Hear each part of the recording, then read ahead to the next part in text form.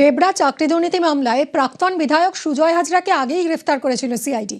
আর এবার সুজয় হাজরাকে নিয়ে তার মেদিনীপুরের বাড়িতে গেলেন সিআইডি আধিকারিকরা। মেদিনীপুরে প্রাক্তন তৃণমূল বিধায়কের বাড়িতে সিআইডি।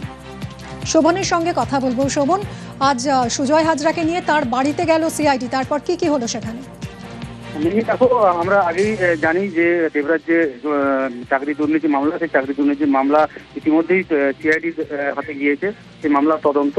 এবং গত বুধবার কিন্তু মেদিনীপুর জেলা আদালতে সিআইডির তরফে তাকে সুজয় হাজরাকে নিজেদের হেফাজতে চেয়ে আবেদন জানানো হয় এবং সেই আবেদনের ভিত্তিতে কিন্তু 7 দিনের সিআইডি হেফাজতের নির্দেশ দিয়েছিল আদালত। তারপরেই কিন্তু মেদিনীপুর থেকে সিআইডির আধিকারিকরা তাকে ভবানী ভবন নিয়ে যায়, সেখানেই জিজ্ঞাসাবাদ চলছিল এতদিন ধরে। তারই মধ্যে দেখা গেল আজ দুপুর 1:25 নাগাদ সিআইডি আধিকারিকরা সুজয় হাজরাকে নিয়ে তার নিজের যে মেদিনীপুরের বাড়ি, সেই মেদিনীপুরের বাড়িতে উপস্থিত হন। সেখানে প্রায় 50 মিনিট ধরে তাকে বাড়ির মধ্যে নিয়ে গিয়ে তাকে জিজ্ঞাসাবাদ করা হয় এবং বেশ কিছু নথি সংগ্রহ করা হয় বলে প্রাথমিকভাবে জানা যাচ্ছে। এবং তারপরেই 50 মিনিট পর তাকে নিয়ে সেখান থেকে বেরিয়ে ভবানী ভবনের উদ্দেশ্যে রওনা দেন সিআইডি আধিকারিকরা। এ পর্যন্ত এটুকুই জানা গেছে, যদিও এর বাইরে কিছু সিআইডি আধিকারিকরা সেভাবে কোনো প্রতিক্রিয়া দেয়নি। পাশাপাশি কিন্তু সুজয় হাজরাকেও আমরা জিজ্ঞাসাবাদ করলেও তিনি কোনো মন্তব্য করতে চাননি এ বিষয়ে। ধন্যবাদ শোভন।